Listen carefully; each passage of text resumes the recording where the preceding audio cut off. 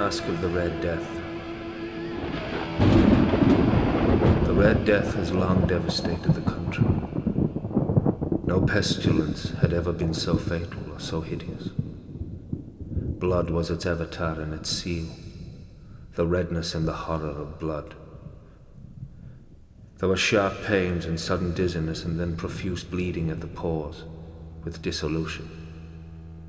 The scarlet stains upon the body, and especially upon the face of the victim, were the pest ban which shut him out from the aid and from the sympathy of his fellow men. And the whole seizure, progress, and termination of the disease were the incidents of half an hour. But the Prince Prospero was happy, and dauntless, and sagacious. When his dominions were half depopulated, he summoned to his presence 1,000 hale and light-hearted friends from among the knights and dames of his court, and with these retired to the deep seclusion of one of his castellated abbeys. This was an extensive and magnificent structure, the creation of the prince's own eccentric yet august taste. A strong and lofty wall girdled it in. This wall had gates of iron. The courtiers, having entered, brought furnaces and massy hammers and welded the bolts. They resolved to leave means neither of ingress or egress to the sudden impulses of despair or of frenzy from within. The abbey was amply provisioned. With such precautions, the courtiers might bid defiance to contagion. The external world could take care of itself. In the meantime, it was folly to grieve or to think. The prince had provided all the appliances of pleasure. There were buffoons, there were improvisatori, there were ballet dancers, there were musicians, there was beauty, there was wine. All these and security were within. Without was the Red Death. It was toward the close of the 5th or 6th month of his seclusion, and while the pestilence raged most furiously abroad, that the Prince Prospero entertained his 1,000 friends at a masked ball of the most unusual magnificence. It was a voluptuous scene, that masquerade.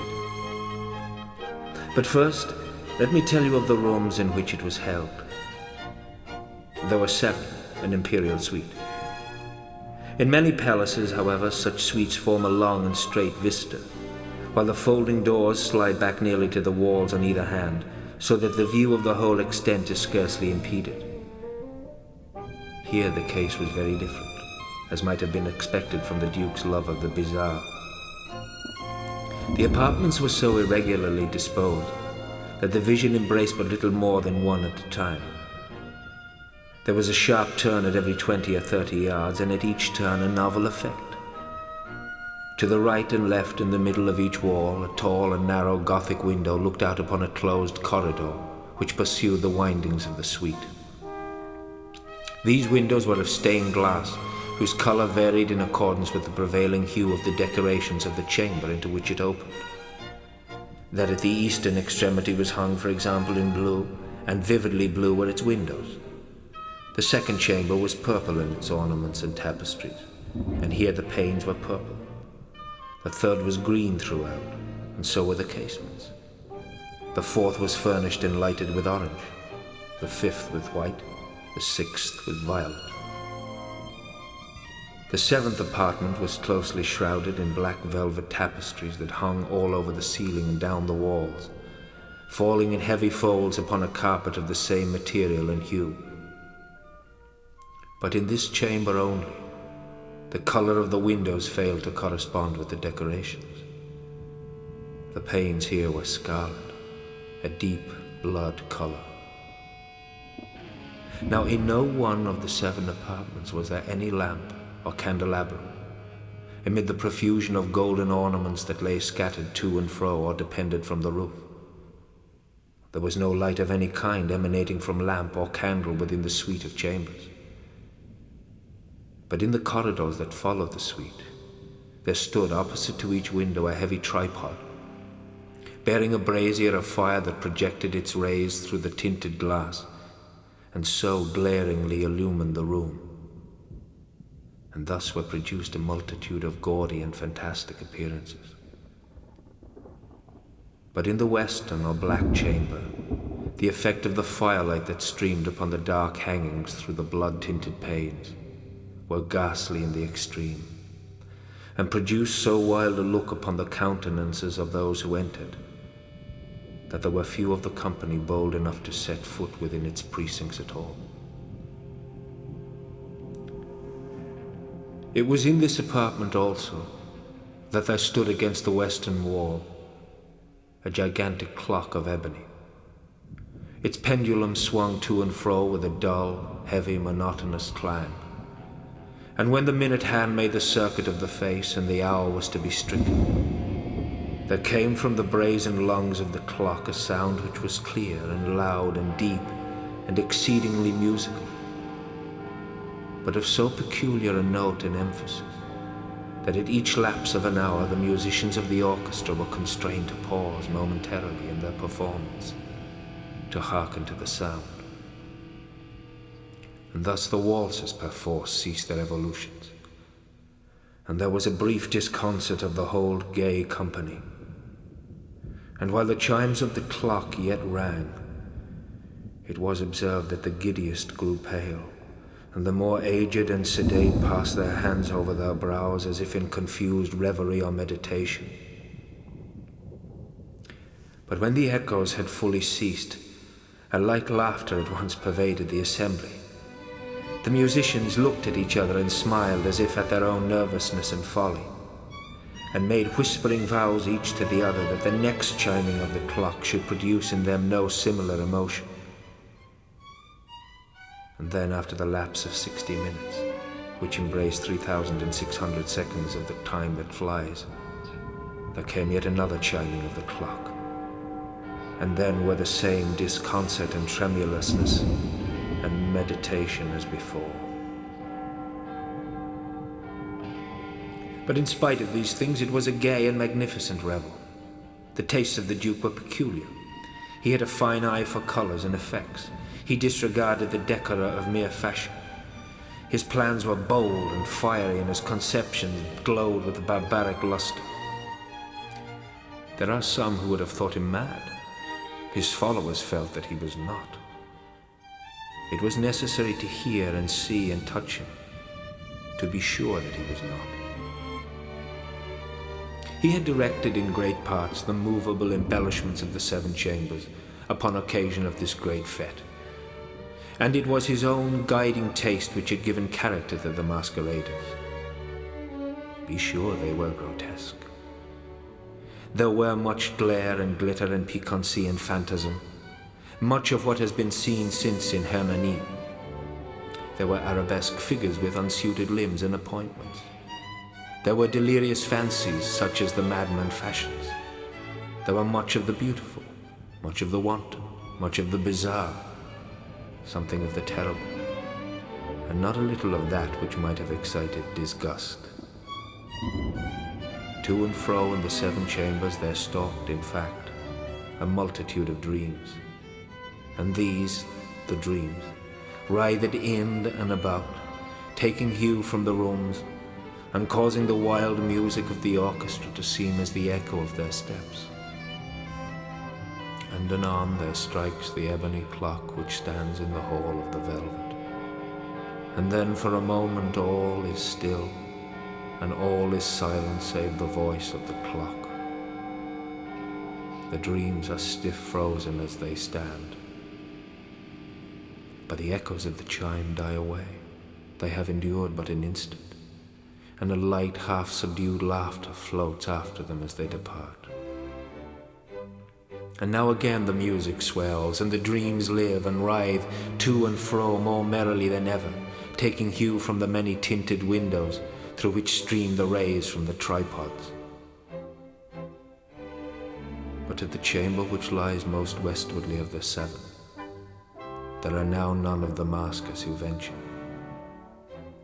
For the night is waning away, and there flows a ruddier light through the blood-colored panes, and the blackness of the sable drapery appalls. And to him whose foot falls upon the sable carpet, there comes from the near clock of ebony a muffled peal more solemnly emphatic than any which reaches their ears who indulge in the more remote gaieties of the other apartments. But these other apartments were densely crowded, and in them beat feverishly the heart of life, and the revel went whirlingly on, until at length there commenced the sounding of midnight upon the clock. And then the music ceased, as I have told, and the evolutions of the waltzers were quieted, and there was an uneasy cessation of all things as before. But now there were 12 strokes to be sounded by the bell of the clock, and thus it happened, perhaps, that more of thought crept, with more of time, into the meditations of the thoughtful among those who revelled. And thus too it happened, perhaps, that before the last echoes of the last chime had utterly sunk into silence, there were many individuals in the crowd who had found leisure to become aware of the presence of a masked figure which had arrested the attention of no single individual before. And the rumor of this new presence having spread itself whisperingly around, there arose at length from the whole company a buzz or murmur, expressive of disapprobation and surprise, and finally of terror, of horror, and of disgust. In an assembly of phantasms such as I have painted, it may well be supposed that no ordinary appearance could have excited such sensation. In truth, the masquerade license of the night was nearly unlimited. But the figure in question had out-Heroded Herod, and gone beyond the bounds of even the prince's indefinite decorum. There are chords in the hearts of the most reckless, which cannot be touched without emotion. Even with the utterly lost, to whom life and death are equally jests, there are matters of which no jest can be made. The whole company indeed seemed now deeply to feel that in the costume and bearing of the stranger neither wit nor propriety existed. The figure was tall and gaunt, and shrouded from head to foot in the habiliments of the grave. The mask which concealed the visage was made so nearly to resemble the countenance of a stiffened corpse that the closest scrutiny must have had difficulty in detecting the cheat. And yet, all this might have been endured, if not approved, by the mad revelers all around. But the mummer had gone so far as to assume the type of the Red Death. His vesture was dabbled in blood, and his broad brow, with all the features of the face, was besprinkled with the scarlet horror.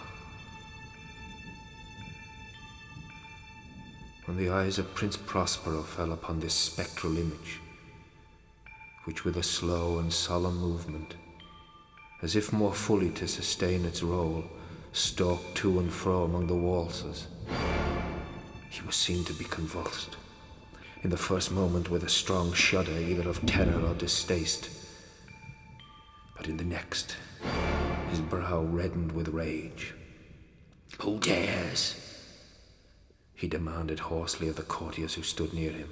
"Who dares insult us with this blasphemous mockery? Seize him and unmask him, that we may know whom we have to hang at sunrise from the battlements." It was in the eastern or blue chamber in which stood the Prince Prospero as he uttered these words. They rang through the 7 rooms loudly and clearly, for the prince was a bold and robust man, and the music had become hushed at the waving of his hand. It was in the blue room where stood the prince with a group of pale courtiers by his side. At first, as he spoke, there was a slight rushing movement of this group in the direction of the intruder, who at the moment was also near at hand, and now, with deliberate and stately step, made closer approach to the speaker. But from a certain nameless awe with which the assumptions of the mummer had inspired the whole party. There were found none who could put forth hand to seize him, so that unimpeded he passed within a yard of the prince's person.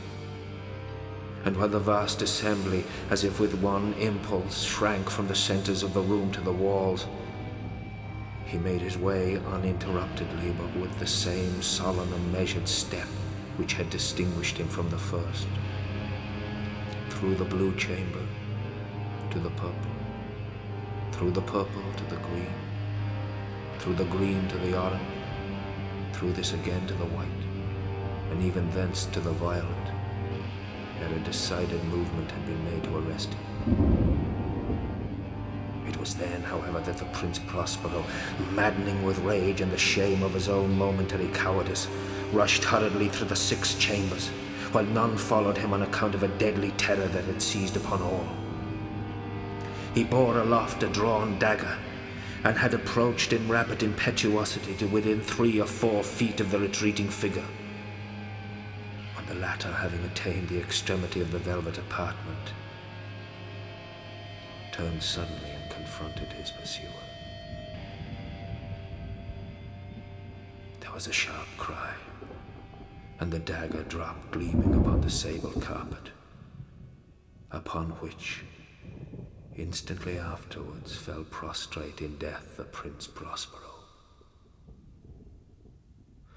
Then, summoning the wild courage of despair, a throng of the revelers at once threw themselves into the black apartment, and seizing the mummer, whose tall figure stood erect and motionless within the shadow of the ebony clock, gasped in unutterable horror at finding the grave cerements and corpse-like mask which they handled with so violent a rudeness,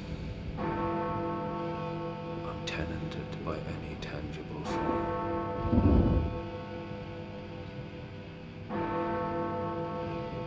And now was acknowledged the presence of the Red Death. He had come like a thief in the night, and one by one dropped the revelers in the blood-bedewed halls of their revel, and died each in the despairing posture of his fall. And the life of the ebony clock went out with that of the last of the gay, and the flames of the tripods expired, and darkness and decay and the Red Death held illimitable dominion over all.